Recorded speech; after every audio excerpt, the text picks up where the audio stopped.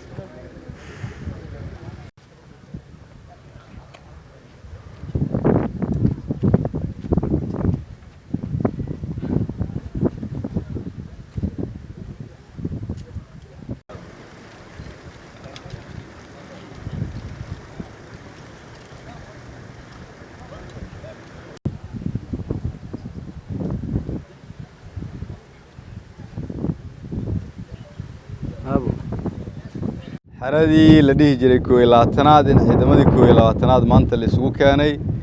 guutadan la yiraahdo guutada 15aad iyaga iyo kuwa xarada ku jira oo tababarka ku jira oo ah guutada aan rajeynayno hadii Ilaahay yiraahdo inay cadawga ka xoreyso ama khawaarijta gobolada ama degmooyinka galmudug oo dhan marka ugu horeysa waxaan leeyahay hambalyo ciidamadan kuwa 21aad ka hore iyo kuwa maanta halkan joogaba oo kulligood isku ah 21aad ama guutada 15aad waxay ka diiwaan gasheen ciidamada xoogga dalka Soomaaliyeed waa ciidamadii qaranka kulligood mid ka soo horeeyay ma jiro ciidan hore iyo ciidan dambe ma jiraan waa ciidamadii dawladda federaalka Soomaaliya oo ka shaqeyn doona midnimada qarannimada iyo sugidda amniga gaar ahaan xoreynta goobaha uu cadawgu haysto laga bilaabo waqtigan hadda ah xuquuqdiina waxaad ku leedihiin dawladda federaalka ama mushaar ama caafimaad ama garaam raashin intaba waxa ku leedihiin askar iyo saraakiilba waxa ku leedihiin dawladda federaalka waxaadna ka amar qaadataan dawladda federaalka askar iyo saraakiilba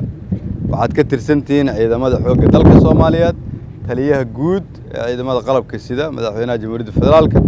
iyo taliyaha ciidanka xoogga dalka Soomaaliyeed iyo ra'iisul wasaaraha iyo wasiirada ayaa amarkiinu yaa meesha uu ka baxo